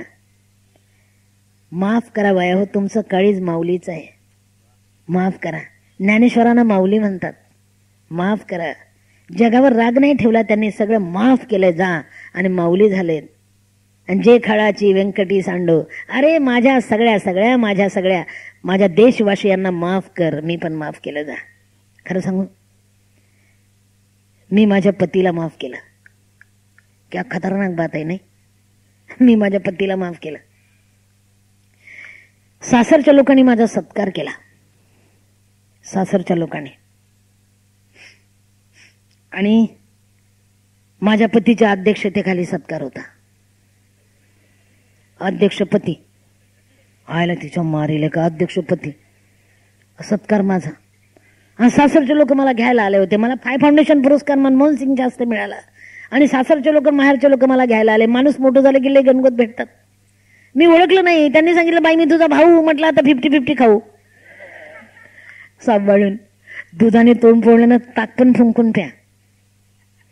आणि एक जण म्हटलं बाई मी तुझा मामा. म्हटलं लेटच कामा आला बाबा. एक जण म्हटलं बाई मी तुझा चुलत सासरा. म्हटलं विदाऊट आसरा आयसे गेट आउट. म्हणे नाही म्हणे ते सत्कार करायचा म्हणे गावला. म्हटलं एकदा दगड मारून केला क्यों. आता ना आम्ही फुलानीच करणार सत्कार. म्हटलं चालेल. मी गेले ना सासरे. मलाही वाटत होतं उनके तरफ जाके जरा देखते क्या धडाधूम चल रहा उनका. बोलवल्याशिवाय जायचं नाही असं वाटत होतं. बाईनी अभिमानी नसावं पण स्वाभिमानी नक्की असावं. बोलवायला आल्यानंतर लेफ्ट राईट असते कदम बिफोर टाइम पतीचं घर. आणि पेपरला चौकटीत बातम्या होत्या त्या दिवशी. सौ सिंधुताई सपकाळ माई 22 वर्षांनी पतिगृही परत. पेपरवाल्यानं कसं काय कळते काय माहिती बाबा. खतरनाकच काम आहे. सत्कार माझा सासरी पतीच्या अध्यक्षतेखाली. आणि मी पतीला ओळखलंच नाही. लोकांनी परिचय दिला माई आपले पती. म्हटलं हाय रे मेरी अधोगती हीच का. त्या दिवशी मला काही सुचत नव्हतं. म्हणून मी विन्नांच्या 4 ओळी गात होते आणि पतीला विचारत होते काय चुकलो माझा आज सत्कार करता. विन्ना करंदीकर. सर्वस्व तुझं लावाहुनी माझ्या घरी मी पाहुनी. घर माझं पती माझे, अंगण बाजून मी पाहुणी. घरदार येते खावया नसते स्मृतीना का दया. अंधार होतो बोलका वेड्या पिशा स्वप्नातुनी. संसार मी करीते मुका दाबून माझा हुन्नका. संसार मी करीते मुका दररोज मी जाते सती. आज्ञा तुझी ते मानुनी. सर्वस्व तुझ लावाहुनी माझ्या घरी मी पाहुणी. माझा सत्कार संपला. लय लोक आले होते मला घ्यायला. माझे पतीनं मी उठले. मला ना खरं सांगू का दुःखाची एवढी सवय झाली सुखाची अलर्जी व्हायला लागली. मी उठले चालायला लागले. माझे पती माझ्या मागे चालत होते. मॉब माझ्या मागे चालत होता. खूप गाड्या मला घ्यायला आल्या होत्या. मी समोरच्या गाडीत बसले. लक्ष समोर गेलं. माझ्या पतींना मजजवळ यायचं होतं. मधली गर्दी एवढी वाढली होती की पती उधर मी इधर मध्ये गर्दी. त्यांना मजवळ येता आलं नाही. मी गाडीत बसल्यावर लक्ष समोर गेलं. माझे पती झाडाची फांदी धरून रडत होते. मला लई बरं वाटत होतं बघा. ते रडत होते मला लई बरं वाटत होतं. पण क्षणभरच बरं वाटलं आणि पटकन मनात विचार आला चुकते सिंधुताई सपकाळ. जर त्यांनी सोडलं नसतं तर हे घडलं असतं. तो हजारोंची आई झाली असती. संधी तर त्यांनी दिली ग. माफ कर माफ कर. आम्ही माफ करतो म्हणून आम्हाला माऊली म्हणतात. ठरलं माफ करायचं. उतरले मी गाडीच्या खाली. पतीच्या जवळ गेले. त्यांचा हात मी माझ्या हातात घेतला. कुरवाळला. थोडासा दाबून पण घेतला. म्हटलं बहती गंगा आहे घ्या धुन बाद में नो चान्स. एवढी मोठी जिवाळ्याची ट्रीटमेंट दिल्यामुळे माझे पती जोर जोरात रडत होते. म्हटलं व्याजा सकट बोंबला. नो फिकीर नो प्रॉब्लेम रडा. माझं रडून संपलं. खरं सांगू पती रडत होते. मी त्यांना विचारलं तुम्ही रडताय. तुम्ही मला हाकलून दिलं तेव्हा मी रडत होते हो. आज मी तुमच्या अंगणात सत्कार घ्यायला आले म्हणून तुम्ही रडता. किती जमाना बदलला नाही. कोणी कुणाचं नसतं. जब तक गाल पे गोस तब तक यार भी दोस्त. जब तक गाल पे गोस तब तक यार भी दोस्त. गाल पे गोस हट जाए तो यार भी टूट जाए. कोणी कुणाचं नसतं. कोणी कुणाचं नसतं. म्हणून एक करा, मी तुम्हाला माफ केलं बरं का, कारण तुम्ही जर सोडलं नसतं तर हे घडलं असतं. संधी तर तुम्ही दिली ना. पण आता एक करा, मी तुम्हाला घेऊन जाणार आहे, मी आता तुम्हाला घेऊन जाणार आहे, कारण तुम्ही सोडलं म्हणून हे घडलं. हा, पोरांना सांगितलं, पण मी नेताना तुम्ही बाळ बनून या माझं, कारण मला आता पत्नी होता येणार नाही. पण तुकाराम महाराज म्हणतात, पत्नी क्षणाची अनंत काळाची माता आहे. तुम्ही बाळ बनून येता, मी तुमची पण आई व्हायला तयार आहे, तुमची पण आई व्हायला तयार आहे, बाळ बनून या ना.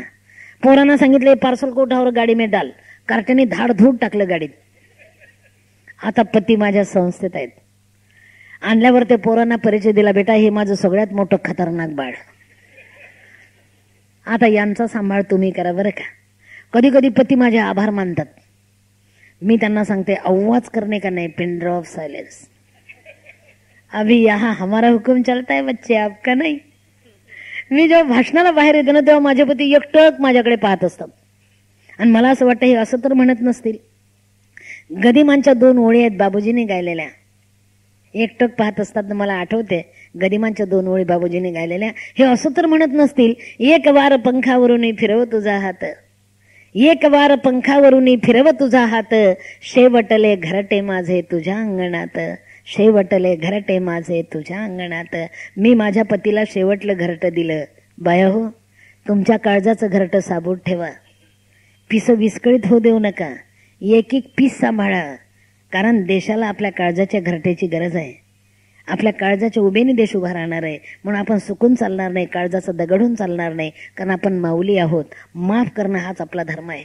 म्हणून एक लक्षात घ्या, या सगळ्या परिस्थितीनुसार मी अनाथांची माय झाले, ज्यांना कोणी नाही त्यांची आई झाले, आणि माझं दुःख हलकं झालं. आई झाले. माझ्या मुली BAMS MBBS आहेत, मी हाफ टाइम चौथी. माझे पोरं नेटशेट आहेत, MPhil आहेत. आता एक कार्ट माझ्यावरच PhD करतं, मेरी बिल्ली मेरे पर म्याव. आनंद आहे. मी तर 4थी पास हाफ टाइम आहे. खरं सांगू, मी जगले म्हणून हे घडलं ना, जगले नसते तर. पण मला ग्रँड नाही, नॉन ग्रँटेड सिंधुताई सपकाळ. माझा सरकारवर राग नाही. मला सगळे लोक ओरडतात, हो मी सरकारला का मागत नाही. फायली पडल्या मंत्रालयात, मी सरकारला अजिबात काही मागणार नाही, किंवा सरकार देईल तेव्हा घेईल, आपणहून मागणार नाही. तुम्ही माझं सरकार व्हा ना. मी जर दुःखितांचे आसू पुसत असेल तर तुम्ही माझे आसू पुसायला नको. मी जर ज्यांना कोणी नाही त्यांची आई होत असेल तर तुम्ही माझं व्हायला नको. सगळेच जण सरकारकडे बोट दाखवतात ना, सरकारला मागतात. मी नाही मागणार, दिल्यावर घेईल. तुम्ही सरकार व्हा ना. मी जनतेचं सांभाळते, तुम्ही माझी काळजी घ्या ना. खरं सांगू, जेव्हा मी भाषण करायला जाते ना, माझे लेकरं देवाजवळ दिवा लावतात. आमचं ब्रीद वाक्य आहे. सिनेमा चालू होताना पहिल्यांदा माझं वाक्य येतं पडद्यावर, ते देवा आम्हाला हसायला शिकव, देवा आम्हाला हसायला शिकव, परंतु आम्ही कधी रडलो होतो याचा विसर पडू देऊ नकोस, याचा विसर पडू देऊ नकोस. त्या वाक्याने सिनेमा सुरू होतं. इच्छा आहे सर्वांनी सिनेमा बघा माझा, सगळ्यांना बघायला सांगा. जीव ओतून सिनेमा केला बरं का. या बाबांनी, या निर्मात्याने जीव ओतला, जीव काळीच ओतलं. त्यात करता आलं तेवढे केलं त्यांनी माझ्या आयुष्यासाठी. म्हणून तुम्ही एक करा. मी जेव्हा बाहेर जाते ना भाषणाला, अजून एक आठवण मला सांगितली पाहिजे. मी अमेरिकेला गेले. खरं तर अमेरिकेला जाताना मला खूप भीती वाटत होते. सारखं वाटायचं खाली ढगणं वर इमान. हे इमान बदकन पडलं तर काय घ्या, सगळ्यात मोठा प्रश्न माझा. हे इमान बदकन पडलं तर काय घ्या. इमान पडलं नाही. पण तिथे गेल्यानंतर मला एक लक्षात आलं. जाताना लोकांनी मला इतकं सांगितलं होतं ना, अमेरिकेला डॉलर मागा, माही डॉलर मिळतात बरं का. भाषण चांगलं झालं, खडी सलामी मिळाली मला अमेरिकेत. आणि आलं लक्षात, डॉलर मागू का. पण डॉलर मागू का असं म्हटल्यानंतर पटकन मनात विचारायला नको, सिद्धूताई सपकाळ तुझा देश एवढा गरीब नाही ग, तुझा देश एवढा गरीब नाही ग, अमेरिकेला डॉलर मागते. तोंडात आलेले डॉलर मी गिळून टाकले, पण खाली उतरताना माझा पदर उडू उडू डॉलर टाकत होते लोक. ते डॉलर घेऊन मी परत आले. न मागता मिळालेलं दान 22,000 स्क्वेअर फूटचं बांधकाम झालं पुण्यात, लेकरांचं घर. पण खरं सांगू, ते डॉलर वाटायला 2 महिने लागले. हो, भानगडच असते त्या डॉलरची. आणि माझे भाषण बंद. तेव्हा पिक्चर पण काही सुरुवात नव्हती झाली. नंतर मी अमेरिकेला जाऊन आले म्हणून पिक्चर काढला सचिनने बरं का. फॉरेन रिटर्न न वरी. मी अमेरिकेला जाऊन आल्यानंतर डॉलर वाटायला 2 महिने लागले. विस्कळीत झालं सगळं. चूल पेटत नव्हती, लेकरं दूध मागत होते. मला भयानक ताप आला.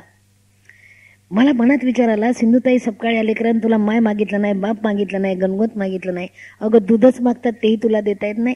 प्रचंड ताप आला. लेकरं लहान लहान वाटे घेऊन आले. मला म्हटले, आई एवढंसं दूध दे आई.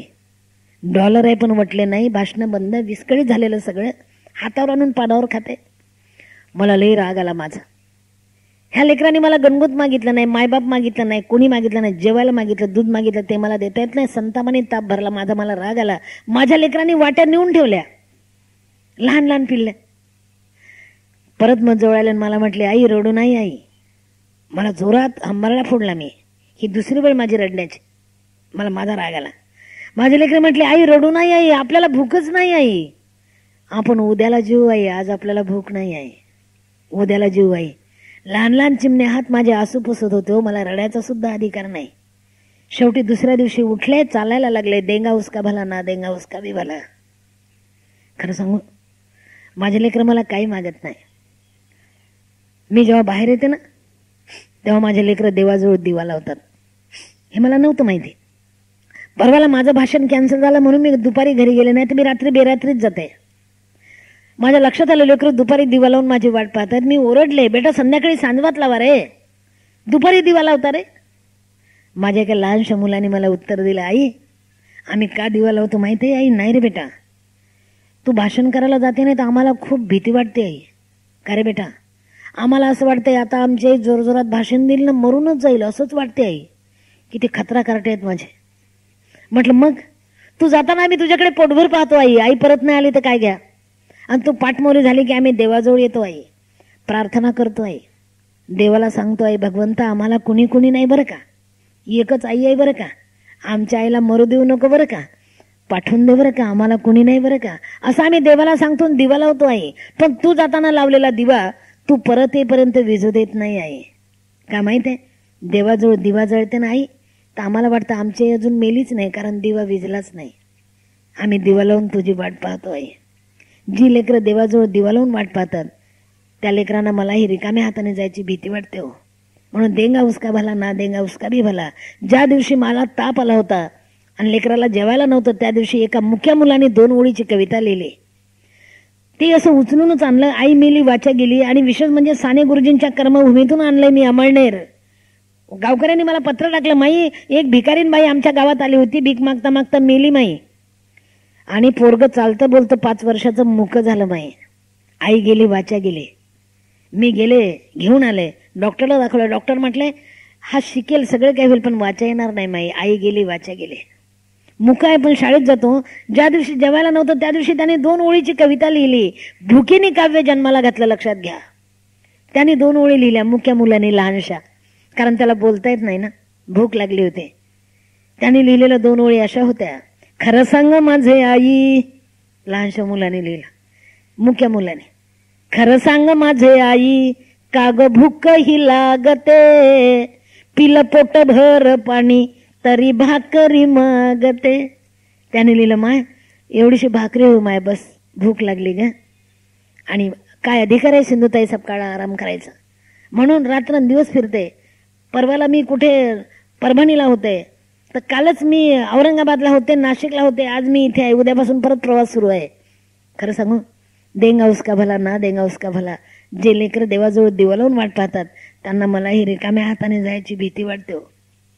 एक मात्र खरं आहे, व्याख्यानमाला माझ्या लेकराला साखरभात खायला देणार आहे. ही व्याख्यानमाला माझ्या लेकरांना साखरभात खायला देणार आहे. तुम्ही दुधासाठी द्या ना, कारण मी आई आहे पण दूध नाही. खरं सांगू, तुमचे लेकरं दूध पित असताना एवढंच करा, माईचे लेकरं दूध पिले असतील. तुमच्या लेकरं जेवताना एवढंच करा, माईचे लेकरं जेवले असतील का. एवढी आठवण जरी तुमच्या काळजात असेल ना, तरी माझ्या जगण्याचं सार्थक झालं असं मला वाटेल. आणि ती तुमच्या काळजाची ऊर्जा माझ्यापर्यंत पोहोचेल. माझे लेकरं 2 घास खाऊन उड्या मारतील. या अनाथांच्या मायला काही नको बाबा, काही नको. तुमचं प्रेम हवं आणि तुमच्या कष्टाचे 2 शीतं माझ्या लेकरांपर्यंत द्या. मी माय झाले, तुम्ही गणगोत व्हा, कारण लेकरं दिवा लावून वाट पाहतात. रिकाम्या हाताने जायची भीती वाटते. खरं म्हणजे आतापर्यंत खूप निर्मात्यांनी पिक्चर काढले असेल, पण असा एक निर्माता आहे सचिन खानोलकर आणि बिंदिया खानोलकर साहेब, जेव्हा जेव्हा माझ्या लेकराला नसेल तेव्हा तेव्हा ही लेकरू काळजी घेते बघा. तो निर्माता म्हणून माझ्यासोबत कधीही नसतो, माझ्या लेकरांचा एक मोठा भाऊ म्हणून असतो. दोघे नवरा बायको काळजी घेतात. पण काय करू, आभाळ फाटलो माझं, आभाळ फाटलं. म्हणून तुम्हीही सोबत या. मी माय झाले अनाथांची, तुम्ही गणगोत व्हा. एक बाळ मी तुम्हाला दाखवते, आज माझ्यासोबत आलंय. मी लेकरं कसे सांभाळते तुम्हीच ठरवा. विनय आला का विनय? विनय 2 मिनिटं ये मा विनय. अरे आला विनय. पळ लवकर पळ लवकर. मी लेकरं कसे सांभाळते अनुभव हीच खात्री. ये मा इकडे इकडे विनय इकडे. तुम्ही सांगा मी चांगलं काम करते की नाही. पुढे खरं सांगू, हा माझा विनय. मी ज्या स्टेशनवर भीक मागत होते ना, माझी खरी ओळख भीक मागणारी बाई. रेल्वेत भीक मागणारे, स्टेशनवर रात्र काढणारे भिकारीन म्हणजे सिंधुताई सपकाळ. माझा भूतकाळ मला कधी विसरता आला नाही, मी विसरणार नाही. माझ्यासारखीच एक भिकारीन बाई भीक मागत होते. भीक मागता मागता मरून गेले हो. भिकारींना कोणी औषधोपचार देत नाही साहेब. पण ती माय मरताना ना कुशीत लेकरू घेऊन मेली होते. 1.5 महिन्याचं लेकरू तिच्या कुशीत होतं. आई देवाघरी गेली होती आणि लोक रेल्वे पकडायला तिच्या अंगावरून पळत होते. मी तेव्हा रेल्वेने विदाऊट तिकीट फिरायची ना, माझ्या लक्षात आलं आई गेली आहे. जवळ जाऊन पाहिलं तर कुशीत लेकरू घेऊन देवाघरी गेली होती बघा. लेकरू गुंडून बुंडून आईच्या अंगावर झोपलं होतं कुशीत. मी आईची सद्गत केली, लेकरू उचललं. मी माझ्या सगळ्या लेकरांना सांगते तुम्ही कुठून आलात, कारण मोठं झाल्यावर लोक सांगणार आहे ना, तळ हाताने सूर्य जागते का. मी त्यांना सांगते बेटा तुम्ही असं असं आलात, या ठिकाणून आलात, पण आता मी तुमची आई आहे, तुम्ही माझं बाळ आहे. आणि मग माझे लेकरं नव्याने उभे राहतात. आमचं चिखलपाण्याचं नातं सुरू होतं. हे लेकरू आईच्या कुशीत असलेलं मी उचललं, आईची सद्गत केली, लेकराला थेंबा थेंबाने दूध पाजलं. आज माझा विनय सिंधुताई सपकाळ नाव लावतो. माझा विनय. हे लेकरू अनाथ वाटते गो. आईसारखं बाळसदार आहे की नाही माझ्यासारखं. खरं सांगू, माझा विनय साहेब LLB करतोय, आता LLB करतोय. आणि ह्या लेकरांची मी माय झाले याचा मला अभिमान आहे, आनंद आहे. त्यामुळे माझ्या अनाथ लेकरांची झोळी रिकामी आहे. तुमचं प्रेम त्यात टाका. मी माय झाले, तुम्ही गणगोत व्हा. जवळ आलात, दूर जाऊ नका. ही व्याख्यान मला अशीच पुढे चालत राहो. आणि लेकरांना सांगते, देसाईच ना, सामंत साहेबांना सांगते, टोपेवाले साहेबांना सांगते की कावळे आणि चिमण्या नुसतं उडतात साहेब. कावळे आणि चिमण्या नुसतं उडतात. झेप घेणारी अवलाद गरुडाची असते. टोपेवाले बाबा गरुड उडून गेले, त्याचे पिस तुम्ही सांभाळताय ना, जपा, काळजी घ्या. एक एक पीस असं ठेवा की लोकांच्या काळजात रुजू होईल. चालत राहा, ही परंपरा अशीच पुढे न्या. जय हिंद, जय भारत. नमस्कार. नमस्कार.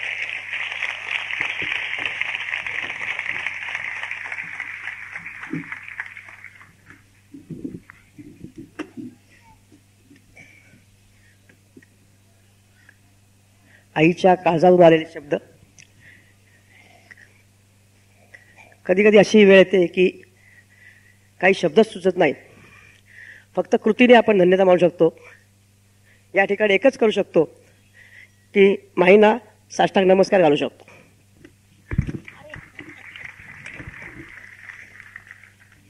मित्रांनो, मी मगाशी म्हटल्याप्रमाणे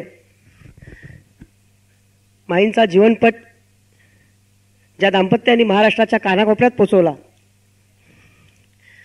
ते दाम्पत्य आज इथे उपस्थित आहे. मी सचिन आणि बिंदिया खानोलकर दोघांनी नम्र विनंती करतो की त्यांनी कृपया व्यासपीठावरती यावं आणि माईंच्या हातून आम्हा सर्व गिरगावकरांतर्फे आम्ही आपल्याला धन्यवाद देतो. माईंच्या हातून पुष्पगुच्छ स्वीकारा. सौ बिंदिया खानोलकर, श्री सचिन खानोलकर.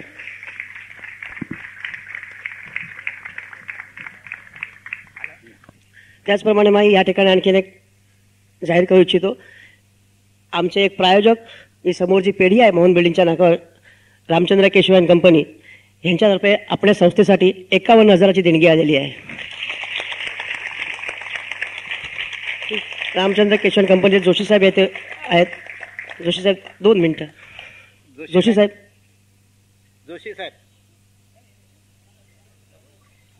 नको त्याला जोशी साहेब या ठिकाणी हजर आहेत.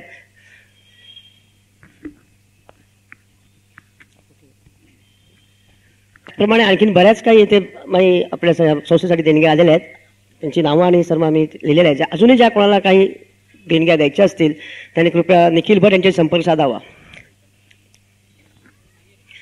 रामचंद्र केशवन कंपनीचे मालक श्री जोशी साहेब.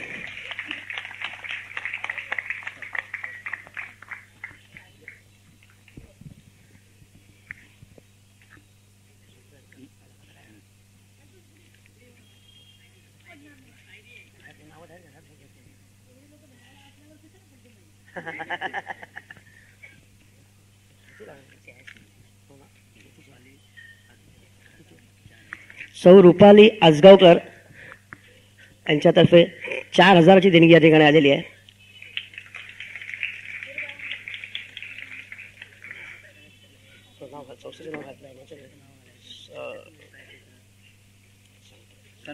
सन्मती बाल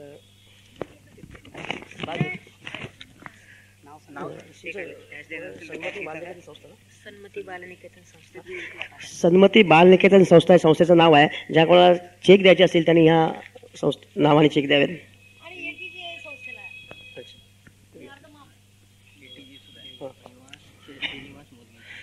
श्री श्रीवास मोदगी यांच्यातर्फे 501 रुपयांची या ठिकाणी देणगी आलेली आहे.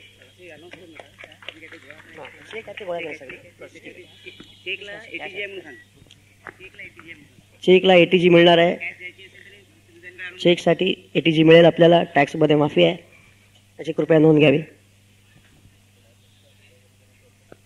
कुडाळ लेशकर सार्वजनिक गणेशोत्सव मंडळातर्फे 11,000ची देणगी जारी झालेली आहे.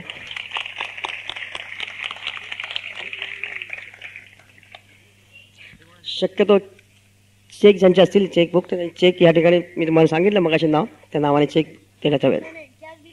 हां हां, जे जे कॅश देतील त्यांनी आपल्या कृपया नाव आणि पत्ता द्यावा, म्हणजे आपल्यापर्यंत त्याची पोहोचू.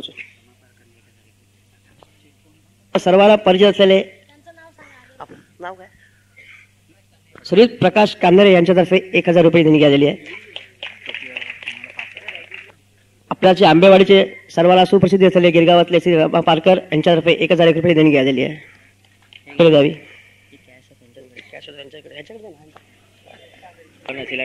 ज्या कोणाला देणगी द्यायची इच्छा असेल परंतु आज शक्य झालं नसेल त्यांनी उद्या जरी आमच्याकडे येऊन चेक सुपूर्द केले तरी माईनपर्यंत पोहोचवण्याची आम्ही व्यवस्था करू.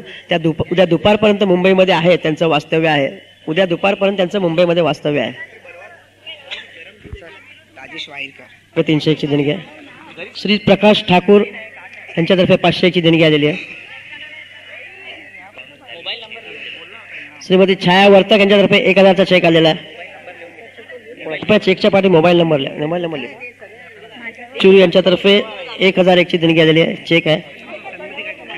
बाल निकेतन संस्था, सन्मती बाल निकेतन संस्था यांच्यातर्फे 1,001 चा चेक आलेला आहे. प्रकाश दांडेकर यांच्यातर्फे 501 रुपयाची देणगी आहे. तुम्ही स्वतः द्या, स्वतः माइंडकडे द्या. उद्या सकाळी इथे आणून धनादेश द्यायचे असेल त्यांनी सतीश सामंत यांच्याशी संपर्क साधावा.